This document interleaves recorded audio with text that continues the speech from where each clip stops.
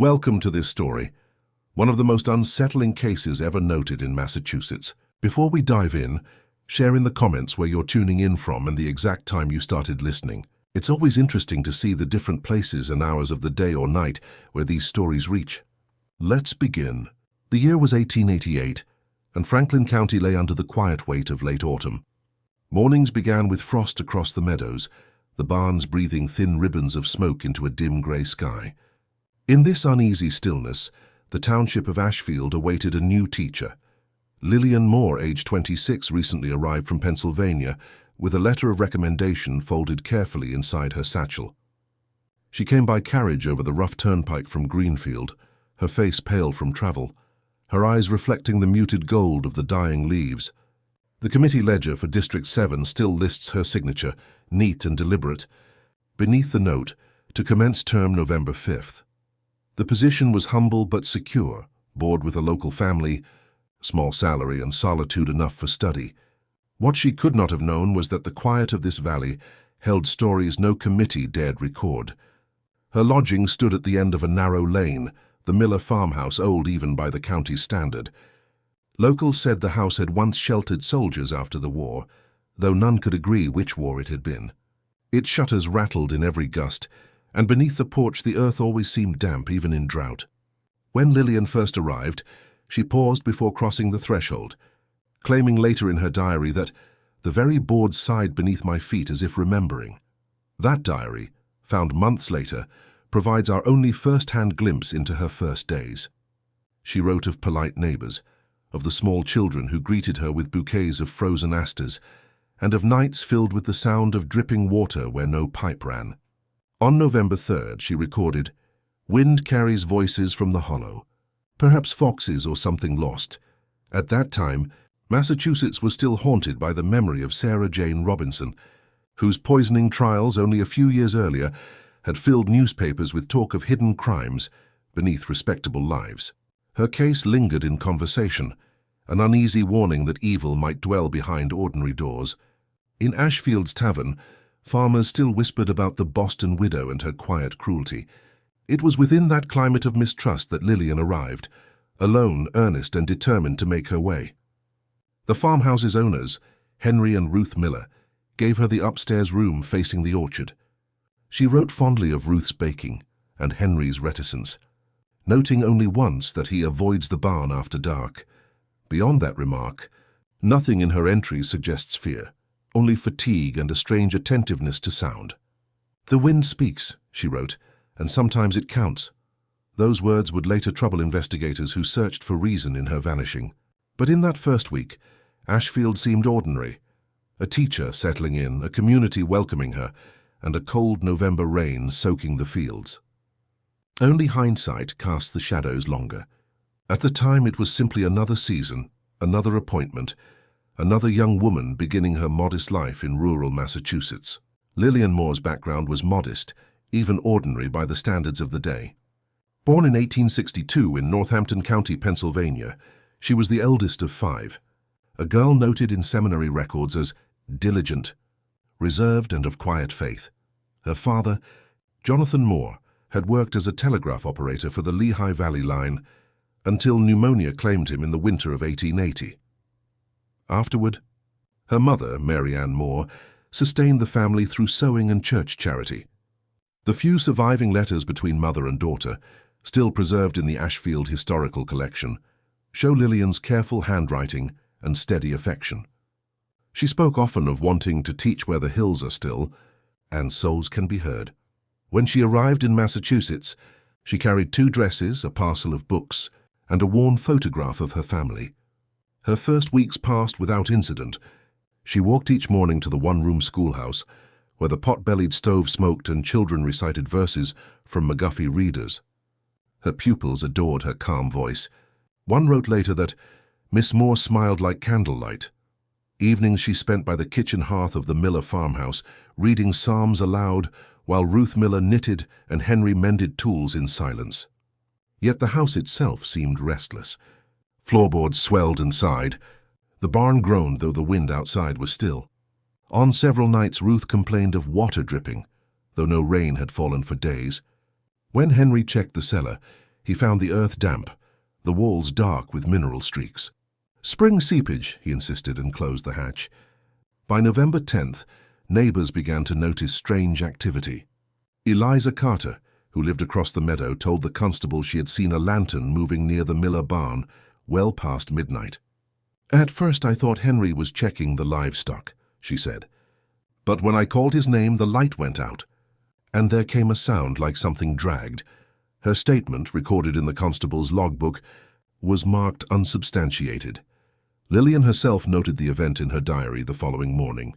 "Ruth pale, Henry absent at dawn. Found mud on kitchen floor though, door was latched. Third tapping below."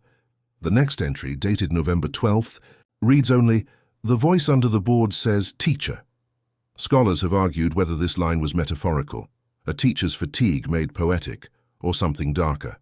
Around this time, talk of the old Sarah Jane Robinson case resurfaced in the local paper, reminding readers that respectable homes might hide crimes behind calm facades. One editorial remarked, "Boston's widow taught us that innocence need not be true." To the villagers, it was unsettling coincidence.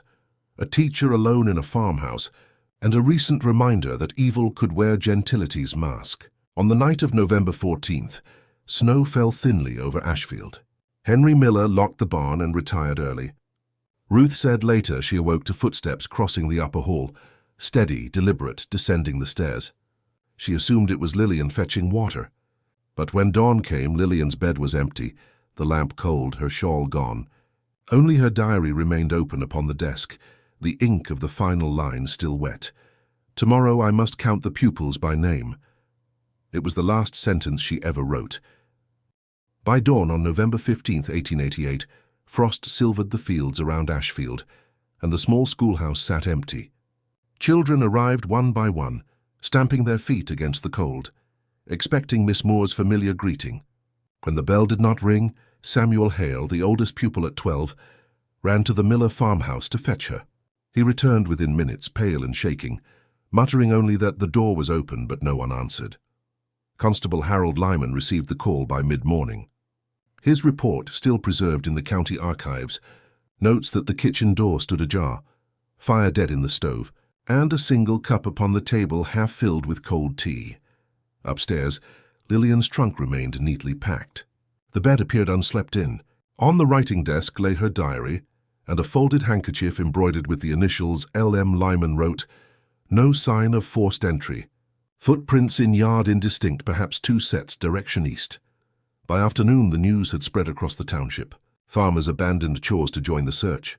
Lanterns glowed across the meadows as men and dogs combed the lane, the hollow and the wooded streambed.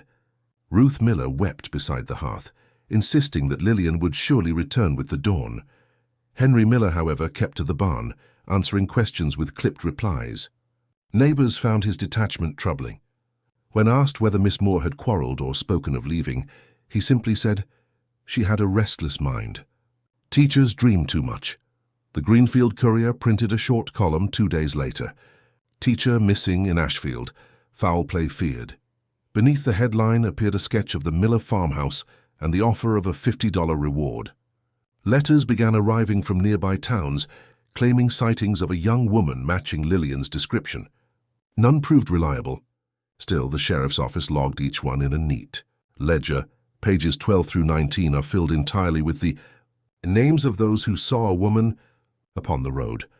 The search turned serious on November 18th, when Lyman inspected the barn more closely.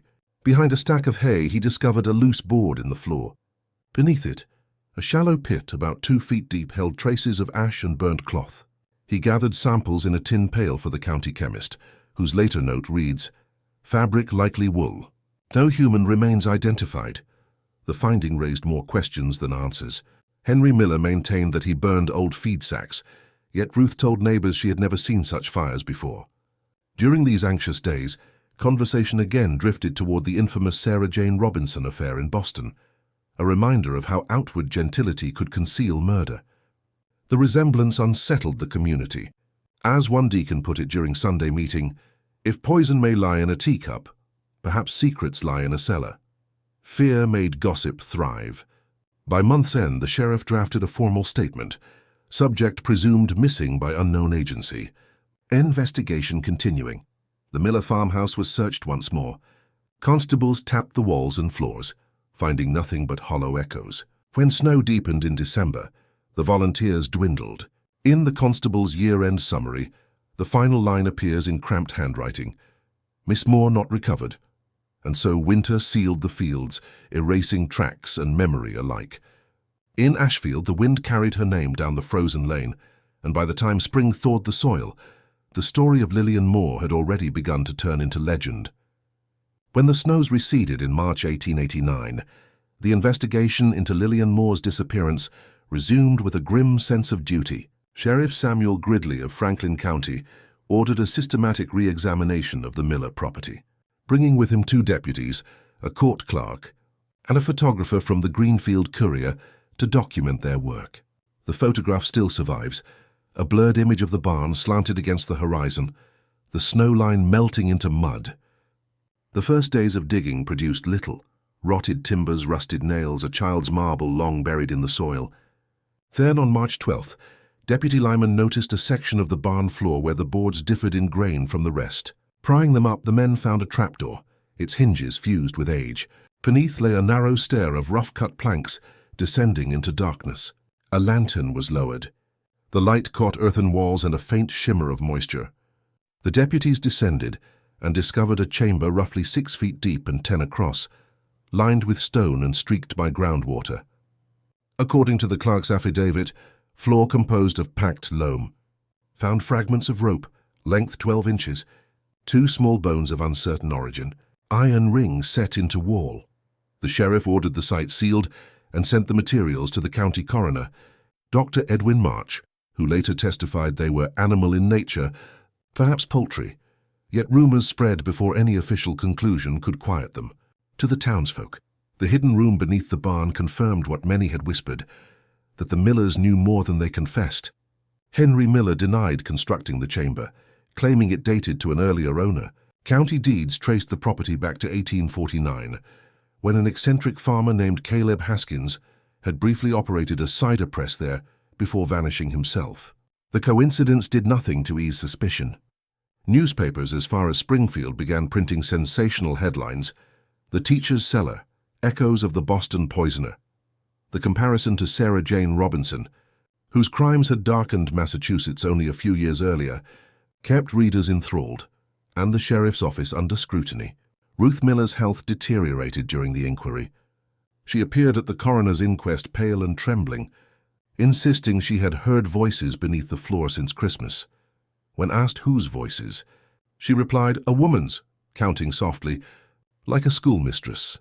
The courtroom transcript notes that several spectators crossed themselves at the remark. The sheriff, attempting composure, adjourned the session and ordered no further testimony until medical evaluation could be made.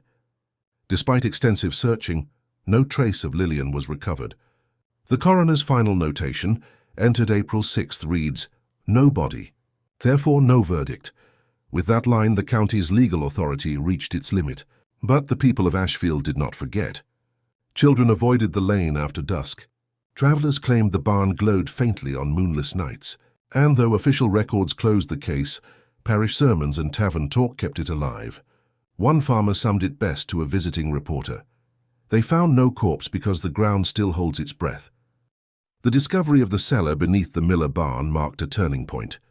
By late April 1889, the Ashfield case had grown too large for the county to ignore. Sheriff Gridley requested assistance from the State Bureau of Investigation in Boston, and within weeks, 2 plainclothes inspectors, Charles Harrow and Eli Tennant, arrived by train. Their presence lent an air of authority the town both craved and feared.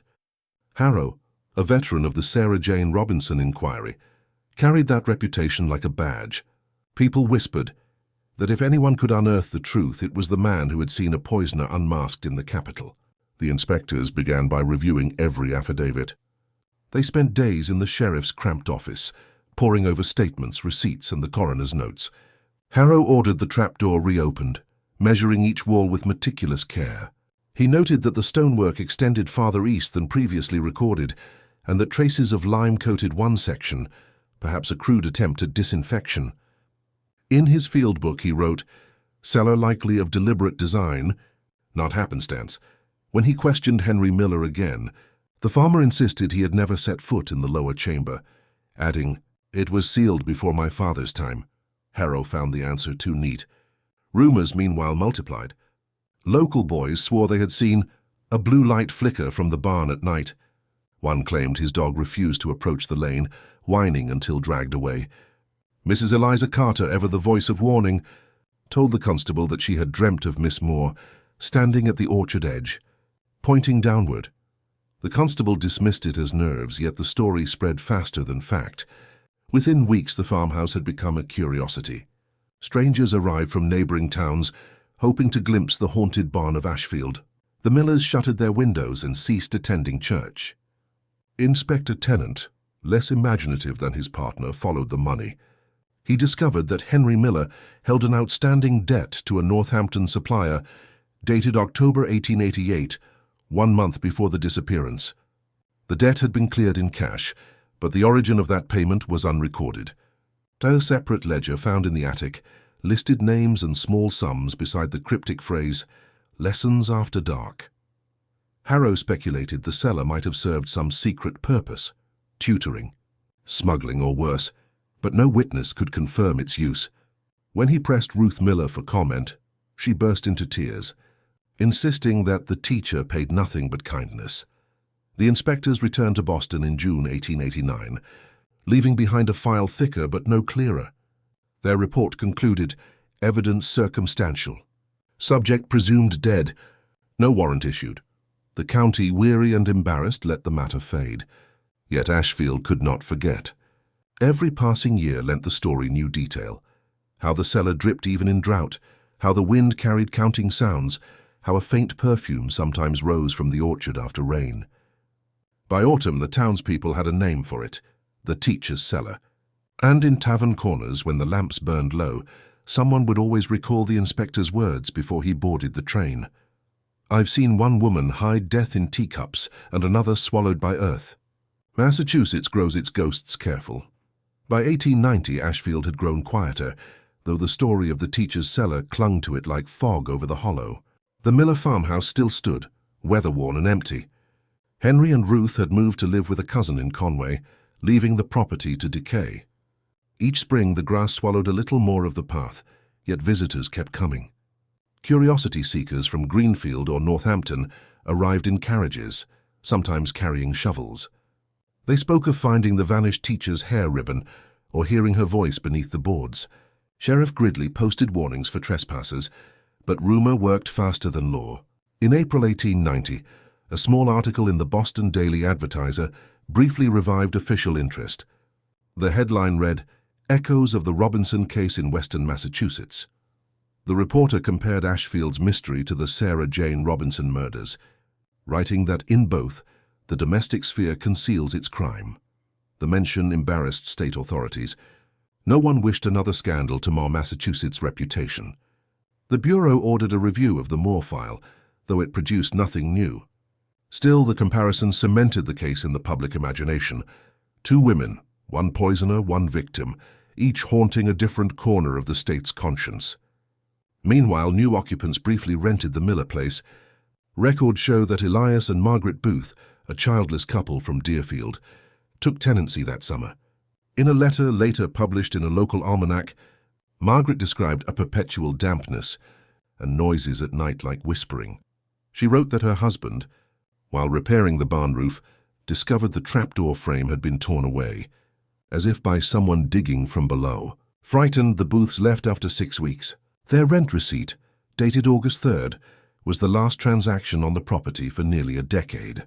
That same year, the Ashfield School Committee erected a small marble plaque in the new 2-room schoolhouse, in memory of Miss Lillian Moore, whose kindness and patience shall not be forgotten. Children recited her name during morning devotions, yet within homes whispers persisted that her ghost counted from the cellar each winter, stopping at 10 because that was the number of pupils she'd last taught.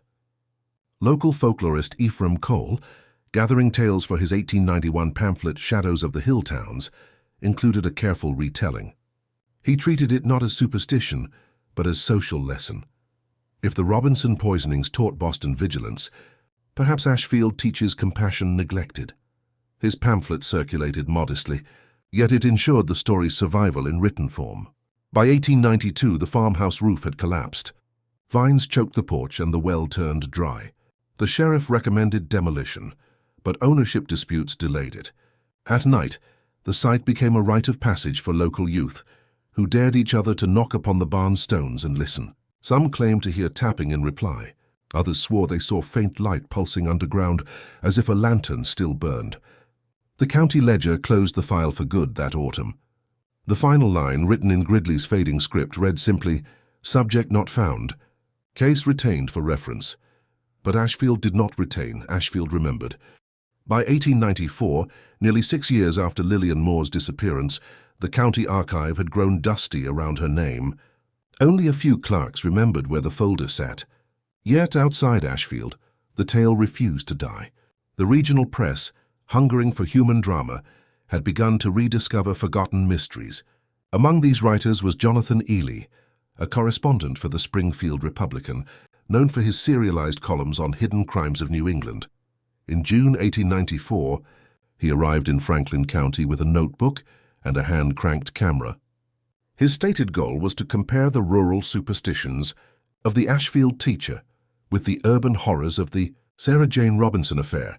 Ely interviewed every surviving witness he could locate: Eliza Carter, now frail and nearly blind, Deputy Lyman, retired and bitter, and a handful of aging pupils who barely remembered their missing teacher. His column, published that July, opened with the striking line, "Boston had its poisoner. Ashfield had its silence." He described the barn, the trapdoor, and the vanished woman with unnerving precision, claiming that townsfolk still heard counting in the wind. The article spread quickly. Within weeks, curious travelers again visited the ruined Miller property, snapping photographs and pocketing splinters of timber as souvenirs. The renewed attention forced the sheriff's office to respond. Acting Sheriff Edgar Marsh, newly elected, reopened the cellar briefly to satisfy reporters. The inspection yielded nothing, only collapsed stones and stagnant water. Yet Marsh noted an odor of burned wood that seemed fresh despite the years. He sent a sample of soil to the state chemist, who reported traces of phosphorus and potash. The finding drew inevitable parallels to the chemical evidence once used against Sarah Jane Robinson, whose household poisons had shocked the state a decade earlier. The connection was circumstantial, but newspapers loved it. Headlines screamed, "Poison in the earth, was the teacher silenced?" Ashfield groaned under the sudden notoriety. Visitors filled the inn. Children sold postcards of the haunted lane. Preachers condemned curiosity as sin, while shopkeepers quietly welcomed the business. Meanwhile, locals whispered that Sheriff Marsh's men had disturbed something better left buried. On several June nights, travelers swore they saw smoke rising from the orchard, though no fire burned there.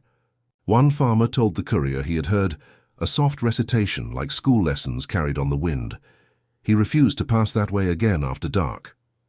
Ely published a follow-up piece in 1895, noting with some irony that truth in Ashfield proves more elusive than bone. He ended his series reflecting that every generation retells the tale differently. In each retelling, Miss Moore is both victim and witness. The phrase would later appear in several academic papers on rural folklore, securing her place beside New England's more famous tragedies. When the century turned, the Miller barn finally collapsed entirely, leaving only its foundation stones and the dark rectangle of earth where the cellar had been. A few neighbors carted the debris away for building material. Others refused, saying the boards were marked with her name. In truth, no such carving was ever found. But belief seldom requires evidence, only the echo of what might have been. The dawn of a new century brought electric lamps to the streets of Boston, but in rural Franklin County, shadows lingered longer. By 1901, the story of Lillian Moore had matured into legend, a staple of local papers and winter storytelling. Yet in scholarly circles, the case found unexpected life. The newly established Massachusetts Historical Society of Criminology, formed that same year, began cataloging unresolved rural disappearances. Among its contributors was Professor Harlan Tate, a sober-minded historian who had studied the Sarah Jane Robinson trials in his youth. Tate argued that the Ashfield affair represented an unclosed chapter in the psychological history of the Commonwealth. He wrote, "Just as Robinson's poisonings revealed the domestic reach of crime, so too does the Moore case illuminate the power of secrecy." His essay, printed in a 1902 symposium volume, was widely read among legal reformers. Tate proposed that certain crimes, though unproven, function as moral mirrors for a community. That absence may condemn as surely as evidence. To Ashfield's citizens, the words revived both pride and dread. Their quiet village now existed in academic text, yet still without resolution. That same spring, the Miller property changed hands again. A merchant from Greenfield, Albert Dray, purchased the land cheaply, intending to convert the orchard into a dairy pasture. During renovations, workers discovered the remnants of the trapdoor hinges buried beneath years of hay and soil. Dray, practical but curious, ordered the ground cleared. Under 3 feet of compacted loam, they uncovered what witnesses described as a ring of stones around a hollow, damp as a well. No bones were found, only a fragment of cloth, pale blue, disintegrating at the touch. Dray burned it that evening and said nothing further. But one labourer, Owen Pike, later told his wife that the cloth smelled of lavender and smoke. In the months following, small articles appeared again in provincial newspapers, each tying the discovery to the memory of Sarah Jane Robinson's hidden cruelties. The analogy persisted because it fit a public need, to interpret the mysterious through the familiar. Where Robinson's poison left tangible death, the Moore case left absence, a quieter horror. Scholars debated whether Tate's moral mirror theory justified reopening the investigation. Officials declined. Sheriff Marsh, by then nearing retirement, summarized their weariness. "We dug, we found, we buried again. Let the earth keep its secret." Yet the land refused complete silence. In early 1903, a letter reached the Historical Society from a young clerk named Agnes Dover in Greenfield's archive office. She reported that while inventorying old case files, she found a sealed envelope labeled "A Friend." The letter inside, unsigned, read, "Seek the orchard when Thor comes. She walks still but not as you remember." Its handwriting matched no known witness.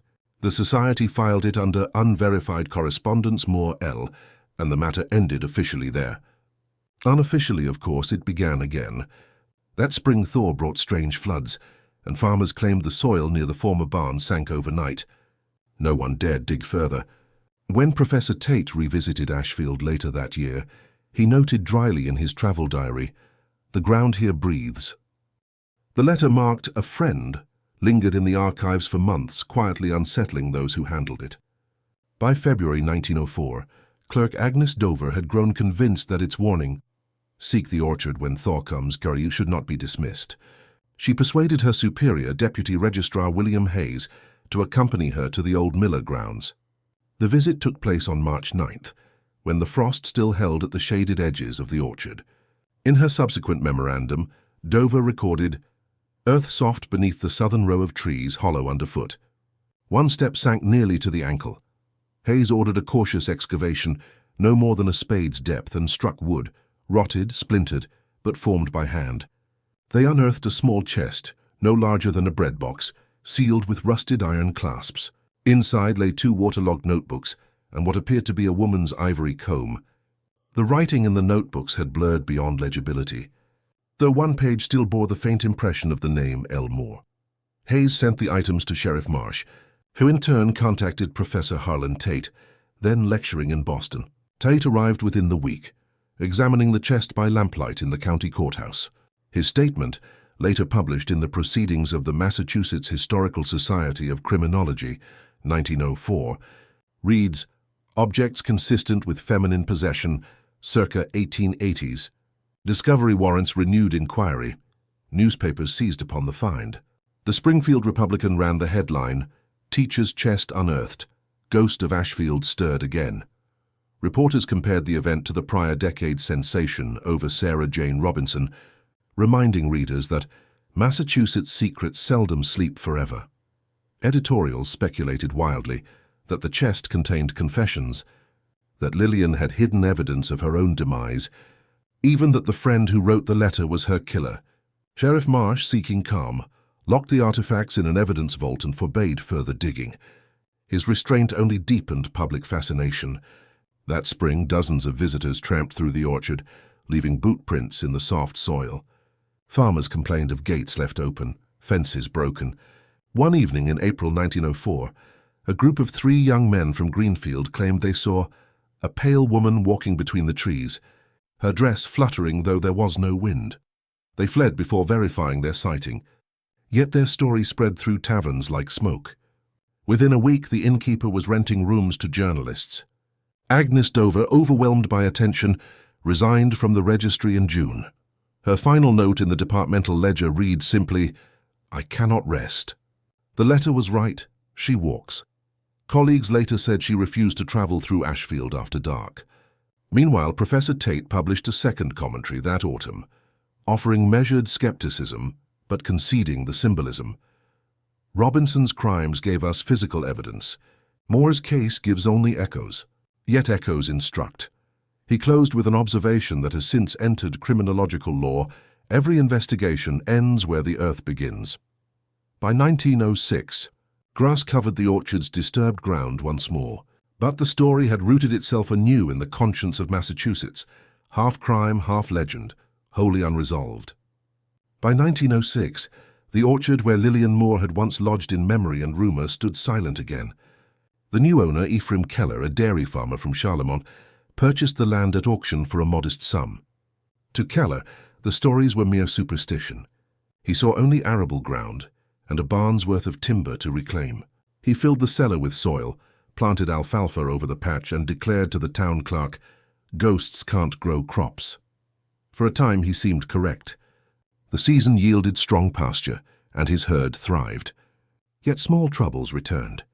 By midsummer, his hired hands refused to stable cattle near the old orchard, claiming the animals balked and shied from one particular circle of ground. Keller laughed off their fears until he saw it himself one dawn, dew heavy across the meadow, except in that one ring, where the grass lay flattened as if pressed by invisible weight. He mentioned it to his neighbor, Abner Whitt, who advised salt on the soil to drive off whatever lingers. Keller scattered a full sack, but the circle remained barren that year. At the same time, the academic world had not forgotten. Professor Harlan Tate, aging yet relentless, prepared his final lecture series for the Historical Society, titled Absence and Evidence in Moral Geography. The Moore case featured prominently. Tate argued that physical silence could itself signify crime. "We chase confession," he told his audience, "but the land already testifies." His lecture, delivered in Boston during the winter of 1907, drew wide attention. In the Q&A, a student asked if the professor believed Miss Moore's remains truly lay beneath the Keller field. Tate paused, then said, "If not her bones, then her story." And stories decay slower. The following spring, Keller attempted to erect a new storage shed atop the filled cellar. Workmen uncovered the edge of an old timber beam charred at both ends. Inside the beam's hollow center lay a metal clasp fused to a length of disintegrated fabric. The men stopped digging and called the sheriff. Deputy Ernest Pike arrived and collected the item, noting in his field report, "No sign of blood. Cloth light blue." The sheriff forwarded the sample to the state laboratory in Boston, which returned a neutral conclusion: textile of feminine weave, late 19th century, unremarkable. But among townsfolk, the detail spread like wildfire. "Her ribbon," they whispered. "The teacher's ribbon." Keller's wife insisted the shed be built elsewhere. The beam was reburied, and the ground left untouched. Still, by 1908, strange disturbances returned: milk curdling overnight, chickens refusing to roost near the orchard fence. When a storm in October toppled the shed completely, Keller sold the property and moved east, telling a reporter simply, "I came for land, not memory." Meanwhile, Professor Tate fell ill that same winter. His final notebook, discovered after his death in 1909, contained one last annotation beside the words, "Ashfield case. If Sarah Jane Robinson taught us the reach of guilt, Lillian Moore teaches its endurance. One confesses to escape, the other lingers to remind." And thus, even as scholars faded and land changed hands, the orchard remained, quiet, watchful, refusing to forget. By 1910, The remnants of the Miller farmhouse, now called the Keller Ruins by locals, were scheduled for demolition. The county had purchased the lot for drainage improvement, intending to straighten the nearby stream and expand the roadbed. Contractors arrived that April with steam equipment, the first such machinery ever to grind through Ashfield's quiet hills. Within days, the farmhouse walls were toppled and the barn's remaining stones hauled aside. Yet when the work reached the orchard's edge, the machines stalled.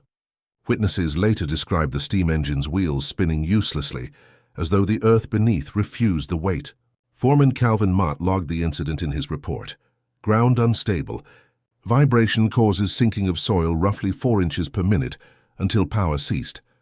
Curious, the men dug at the softened patch and found a circular depression, ringed with smooth stones. The same formation noted years earlier by Professor Harlan Tate before his death. The laborers hesitated, but Mott ordered a shallow probe. 2 feet down, the spade struck metal, a small buckle attached to deteriorated leather. The foreman pocketed it and continued the grading elsewhere. That buckle, later turned over to the courthouse, remains listed in the property inventory as Artifact 11-1910. Origin undetermined. During the demolition, townspeople gathered along the road, uneasy spectators to their own legend's erasure. One older resident remarked to a reporter, "They can level the barn but not the memory." The Greenfield Gazette covered the event with somber restraint, noting that 32 years after the vanishing of Miss Moore, the house that hid her mystery falls at last. Yet no mention was made of the orchard, where the soil continued to sink ever so slightly with each rain. That summer, when surveyors revisited the lot, they reported hearing distant tapping while measuring elevation levels at dusk. The sound, faint yet rhythmic, seemed to echo from beneath the ground. The men dismissed it as a trick of acoustics, but the entry remains preserved in the Franklin County Surveyor's logbook, underlined twice. Meanwhile, Massachusetts' fascination with unresolved crimes persisted in academic writing. Dr. Charles Wentworth, a criminologist influenced by Sarah Jane Robinson's trial documents, delivered a paper in 1912 comparing Ashfield's mute evidence to Boston's spoken guilt. He argued that both revealed the same pattern. Society can condemn without proof and forget without closure. The paper referenced the Moore file repeatedly, suggesting that collective denial might bury truth as effectively as time. That winter, heavy snowfall collapsed the temporary sheds left on the Keller property. When spring came, workers clearing debris found a piece of timber charred in an odd pattern, 3 dark streaks across pale wood, as though marked by fingers. The discovery went unreported to officials. One man simply threw it into the stream. Still, by autumn, locals began telling new stories, that after sundown anyone passing the old orchard could hear counting, slow, patient, never reaching 11. By 1913, the county sold the cleared land to a cooperative farm.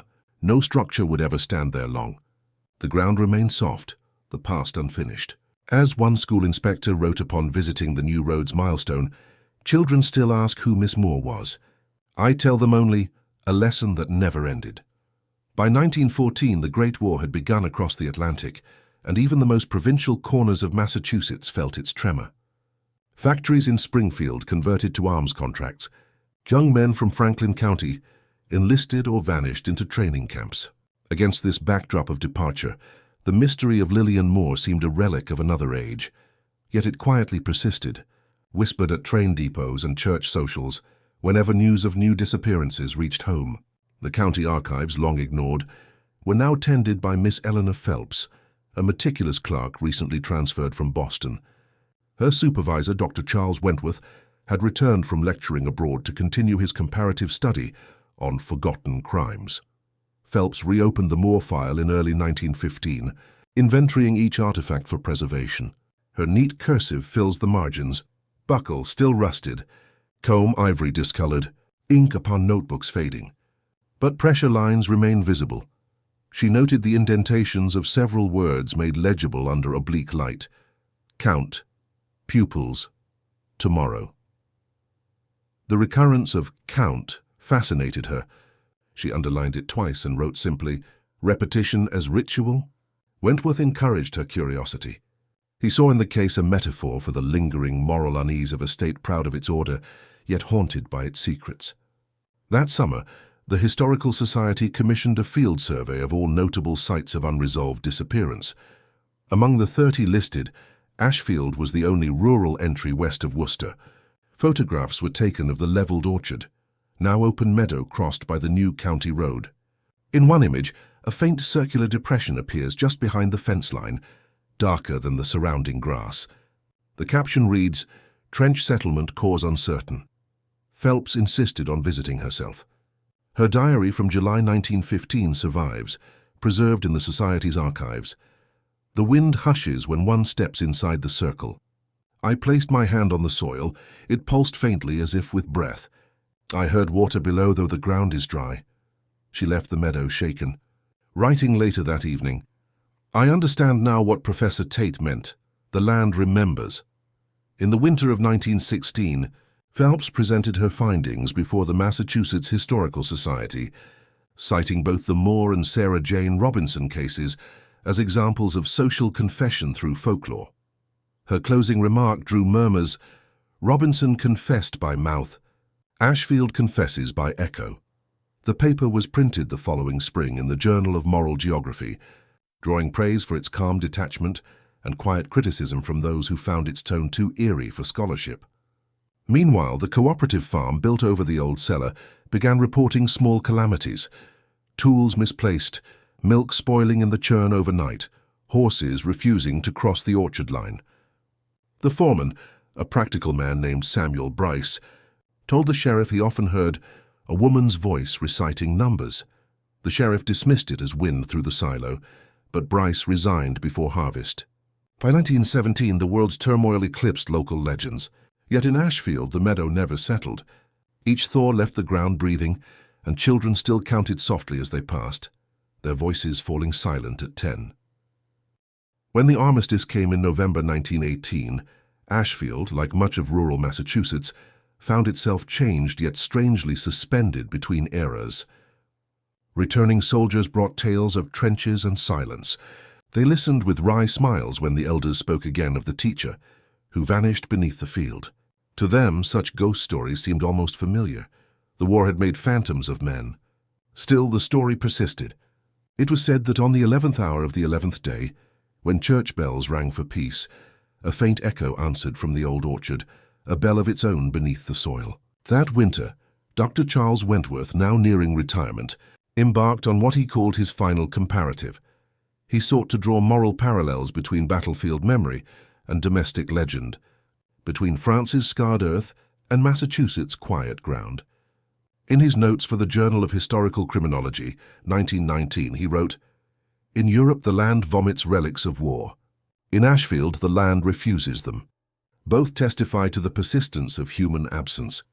He referenced Sarah Jane Robinson once more, reminding readers that the sins of secrecy, whether by poison or concealment, echo long after judgment. To Wentworth, the Moore affair represented unfinished conscience, the crime New England never confessed. In 1920, the cooperative farm collapsed under debt. The meadow reverted to county possession, and surveyors remarked its boundaries. Among them was Private Robert Marston, a veteran of the Argonne campaign. His report to the clerk's office mentions unusual sinkage at coordinate 43° N, 72° W, circular in shape, diameter 10 feet. He measured it carefully, noted its depth, exactly 18 inches, and scrawled in the margin, "Ground trembles lightly under heel." Marston later told a journalist that standing there reminded him of shell holes filled with the whisper of gas. "It breathed," he said. The same sound we heard at Verdun. That remark reached Boston newspapers, which seized the analogy. From war's graves to teacher's field, Ashfield's soil stirs again. Public interest flickered anew. Scholars debated whether tremors from a distant quarry explained the sensation. Others invoked superstition. The Greenfield Courier, ever cautious, published only a brief editorial. Some histories refuse completion. They remain lesson and warning both. That autumn, Miss Eleanor Phelps returned from Cambridge to speak at a memorial lecture honoring Professor Wentworth, who had died earlier that year. Her address, titled "The Ethics of Unfound Evidence," concluded with a line that silenced the room. The difference between Robinson's Poison and Ashfield's Earth is merely that one spoke too soon. Listeners said she paused before leaving the podium, as if hearing something distant.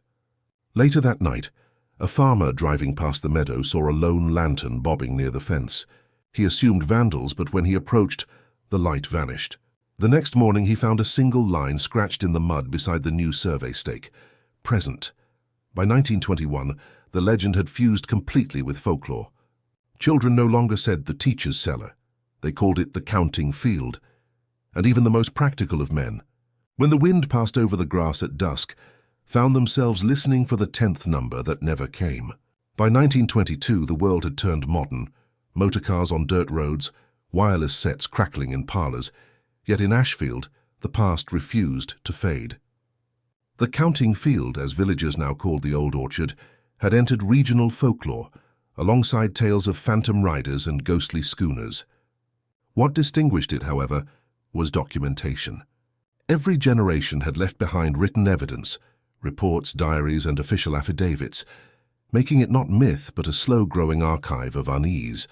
That same year, Professor Harold Leeds of Amherst College began assembling a compendium titled Hidden Crimes of Massachusetts, from Robinson to the present day. His goal was ambitious: to unite the well-documented Sarah Jane Robinson case of the 1880s with rural mysteries, like Lillian Moore's disappearance, to illustrate what he called the dual conscience of the Commonwealth, its civilized speech and its rural silence. Leeds wrote to county offices requesting access to the Ashfield file. The sheriff's clerk replied tersely, "Records incomplete, soil unstable, site condemned." Nevertheless, Leeds persisted, visiting the meadow that October. His field journal, now held at Amherst's Special Collections, begins plainly: "The ground breathes with each gust." I counted softly to 10. The wind stopped. He described the circle of grass as flattened yet living, an indentation that never fills. Though skeptical by nature, Leeds admitted to unease. He wrote later that the intellect resists what the senses insist upon. When his compendium appeared in 1923, the chapter titled The Teacher of Ashfield drew both fascination and scorn. He paraphrased earlier witnesses and integrated direct citations from Wentworth and Phelps, weaving the historical with the supernatural. In his conclusion, Leeds observed, "Where Robinson's guilt was proven through confession, Ashfield's innocence remains unproven through silence." The book sold modestly, but was banned from several school libraries for its macabre dwelling on the unknown. Ironically, this censure ensured its fame. Within a year, university presses in New York and London cited it in lectures on criminological folklore. Meanwhile, the field itself changed owners once again. County tax rolls show a brief sale in 1924 to a company proposing to build a telephone relay tower on the rise above the orchard. Work began in spring but halted within weeks, after 2 laborers reported subterranean vibrations and hollow pockets beneath the foundation. Engineers declared the site unsuitable due to sinkage risk. The project relocated a mile north, leaving the counting field untouched yet newly fenced, its posts painted red to mark hazard. That summer, Ashfield schoolchildren recited The Ballad of the Teacher's Field at the county fair, a verse likely written by a local clergyman's wife. Its closing lines, still remembered in fragments, read, "10 she taught and 10 she named, 1 she lost, yet none she blamed." By 1926, Professor Leeds had died suddenly of heart failure while lecturing in Providence. His final notebook contained only one unfinished line beneath the heading, "Ashfield Addendum." Every silence here seems rehearsed. And so, while Massachusetts marched forward into modernity, Ashfield remained rooted in its quiet rehearsal, an echoing lesson the land refused to forget. By 1927, the counting field had outgrown Ashfield's boundaries. Its story had migrated to the airwaves, carried by the new medium of radio. The Boston Evening Voice began a Sunday program called Echoes of New England, dramatizing curious historical events for a growing audience. One episode, aired in April, was titled The Vanishing Teacher. It blended fact and rumor with theatrical flair, the voice of an actress reciting numbers in a whisper, the sound of a creaking trapdoor, and a narrator solemnly quoting from Professor Leeds's Hidden Crimes of Massachusetts. Listeners across the state wrote in, asking if the tale was real. The station manager, sensing opportunity, simply replied, "Every story begins with a record." In Ashfield, residents were divided between pride and irritation. The older families, who remembered the original search, resented the sensationalism. Younger folk relished the attention. Local innkeeper Martha Goodwin renamed her lodging the Teacher's Rest, hanging a painted sign that drew curious travelers through the summer months. She later told a reporter that guests claimed to hear counting in the night, though perhaps they just counted their own heartbeats.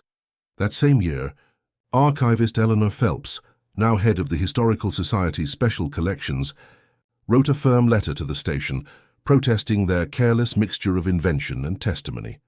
Her reply aired during a later broadcast as a dramatic reading. A voice actress reciting Phelps's own words, "Silence is evidence too." Listeners mistook it for part of the script, not realizing it was authentic. The irony amused Phelps briefly, then saddened her. She confided to a colleague, "What was once inquiry has become performance." Meanwhile, another discovery revived scholarly debate. In 1928, highway workers repairing a culvert near the old orchard unearthed a length of timber marked by 3 dark grooves. The foreman sent it to county engineers for inspection. The report identified the burns as oxidized scoring from lightning or torch. Yet among the crew circulated a quieter rumor that the wood had carried the faint imprint of a woman's hand. The object disappeared from storage within weeks. Some said a souvenir hunter took it. Others believed it was quietly reburied. By 1929, the stock market crash darkened spirits across New England.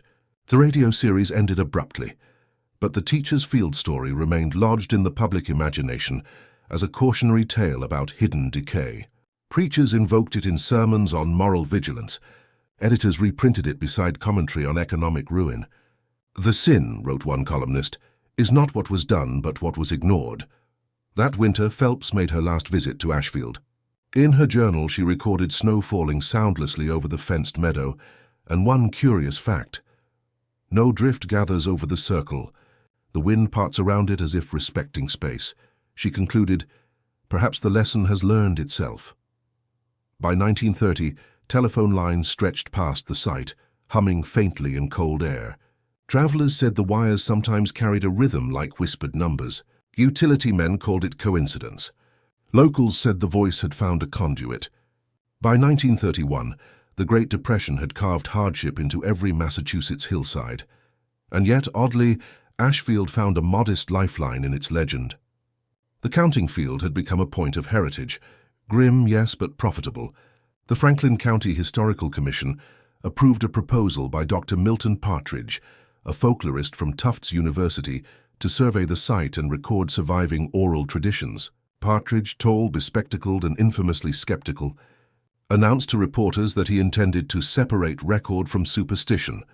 He arrived that May with a small crew of students and a cumbersome sound recorder that ran on a petrol generator. The team lodged at the Teacher's Rest Inn, where the proprietor, Martha Goodwin, offered them tea and gentle warnings. "Ask what you wish," she said, "but the wind will answer first." Partridge laughed politely. His field notes, later published in New England Legends Quarterly, capture a man balancing reason against discomfort. Entry for May 12, 1931, visited the site. Soil compact, grass thinner within circle, outer ring greener. At 4:17 p.m., device captured low-frequency vibration of unknown source, perhaps traffic resonance. Students uneasy. For 2 weeks, the team interviewed residents. Most recalled family tales, though none claimed first-hand memory of the vanished teacher. Several repeated the refrain that the field still counts. One elderly farmer, Horace Wilkins, told Partridge, "There's learning in that ground. Won't let go what it was taught." The folklorist dismissed the phrase as poetic, but noted it carefully. During his final recording session, as wind rustled through nearby pines, the machine captured a faint rhythmic tapping. Partridge insisted it was mechanical interference, yet when replayed later, the pattern corresponded unmistakably to 10 slow beats. The publication of his findings in 1932 drew national attention. Newspapers from Providence to Chicago reprinted excerpts under headlines like "Ghost Field Speaks in Morse." Engineers wrote rebuttals. Spiritualists wrote invitations. The Ashfield selectmen, alarmed by trespassers, fenced the property anew and posted signs reading, "No entry, county study area." Partridge himself grew increasingly cautious. In correspondence with colleagues, he admitted, "There is more resonance beneath that meadow than acoustics alone may explain." In 1933, during a lightning storm, the generator shed used by his students burned to its foundation. Locals swore they saw blue fire crawling along the wires. The insurance report blamed faulty grounding. Still, the coincidence fed the legend that the teacher's voice had traveled the electrical current, seeking the counting wires of the modern world. By 1935, the Works Progress Administration launched a project cataloguing New England's folk sites. The counting field of Ashfield appeared in their index, classified as Location of Unresolved Disappearance 1888, Local Significance High. It was the first federal recognition of the story. The file ends with an inspector's summary: no remains, no fraud, no conclusion. That same autumn, Dr. Partridge gave his last lecture at Tufts. When asked whether he believed the legend, he replied, "Belief is irrelevant. The record listens either way." And somewhere beyond the hills of Franklin County, the field kept listening too, patient, constant, unburied. By 1936, the counting field had settled into uneasy fame. The Works Progress Administration's Folklore Index had given the legend official standing, and with that came both preservation and distortion. Tourists still wandered up the Ashfield Road despite the county fence, while reporters returned each summer to refresh the myth for new readers. The field itself lay unchanged, grass silvered with dew, ringed by half-rotted posts, but in the national mood of uncertainty, it felt newly relevant. Depression, breadlines, and dust storms made people receptive to stories of endurance. The tale of a vanished teacher, who still counted through silence, seemed to mirror their own unseen struggles. That year, Yankee magazine printed The Schoolmistress Who Would Not Sleep, written by a young journalist named Caleb Morris. Morris had grown up near Ashfield and approached the story with affection rather than ridicule. He interviewed descendants of the Millers, the sheriff's family, and one remaining former pupil, Mary Thompson, then in her 60s. Her statement, recorded July 1936, reads, "She was gentle, always counted us twice, said one might be dreaming. The night she vanished I woke and thought I heard her voice by the window, counting again." Morris included the quote verbatim, noting that Mary wept afterward, unable to finish. The article's success was immediate. Within weeks, readers from across New England mailed letters claiming family ties or distant memories of the teacher of the lane. Government field workers collecting folklore under the Federal Writers Project soon followed. Among them was Anna Lowell, a graduate of Radcliffe who carried a portable typewriter and deep respect for oral testimony. Her report, submitted in 1938, stands as the most detailed federal account of the case. She cross-referenced newspapers, parish records, and the WPA Index, concluding cautiously, "While physical evidence remains unverified, the persistence of uniform details across generations suggests a communal event rather than invention." Her supervisor, perhaps weary of ambiguity, penciled in the margin, "Still no body." That same winter, an unexpected letter arrived at Lowell's office. It came from Ruth Miller's grandnephew in Connecticut, enclosing a faded photograph allegedly taken in 1892, a woman standing beside the collapsed barn, half turned from the camera. On the back was written, "L. Moore found." Experts determined the handwriting inconsistent with any known sample. The figure's face, blurred by exposure, offered no identification. Yet the photograph circulated quietly among researchers, each wondering why someone would forge a closure no one asked for. By 1940, the nation prepared for another war, and such mysteries receded behind headlines of Europe's unrest. Still, folklore collectors returning from the field noted one peculiar trend. Children in several Massachusetts counties now played a skipping rope chant that ended with the line, "And the teacher counts to 10. None could explain where it began. The WPA archivist who logged it added a final annotation before the project closed that year. Ashfield, still active in song form, no other case displays equal longevity. And so, on the eve of global darkness, the story endured, unchanged, unproven, quietly alive beneath the patient soil of Franklin County. By 1941, the world was at war again, and Ashfield's quiet valley had grown even quieter. Most of its younger men were gone overseas. The field stood untended, and the counting field lay behind a rusted gate no one bothered to close. The county placed a small warning sign: unsafe ground, subsidence risk, but storms soon bent it flat. In the absence of witnesses, only the wind kept record. That spring, archivist Anna Lowell, preparing to transfer WPA materials to Washington, stopped once more in Ashfield to verify final coordinates. She spent a single night at the Teacher's Rest, the inn now run by Martha Goodwin's son. Her diary for April 4, 1941, recounts the visit with a tone of weary fondness. The field sleeps deeper now, grass long, posts fallen, yet the air above the circle still feels different, as if hollow. She placed a small wooden marker reading Site of District 7 Schoolmistress Lillian Moore, 1888, and left before dawn. The marker has never been found. In Boston that same year, Dr. Charles Wentworth's collected papers were republished under the title Whispers of Evidence. The preface, written posthumously by his student Eleanor Phelps, drew deliberate comparison between Sarah Jane Robinson's crimes and the Moore disappearance. Both, she wrote, demonstrate how conscience may outlive certainty. We bury bodies to end guilt, but what of those we never find? The book sold modestly, overshadowed by headlines from Europe. Yet among academics it cemented the pairing, Robinson the poisoner, Moore the vanished, two halves of a single moral lesson about secrecy and endurance in Massachusetts character. In late 1943, U.S. Army engineers widening the state road discovered their instruments behaved erratically when passing the Ashfield meadow. Compass needles wavered, and radio signals fell into rhythmic static. The supervising sergeant noted in his log, "Interference localized, 10-second pattern repeating." The coincidence went unnoticed amid wartime urgency, but the detail survived on page 47 of the project file, a quiet technical echo of the legend itself. After the war, the government decommissioned the road and rerouted traffic east. The old orchard grew wild again. No further construction ever succeeded there.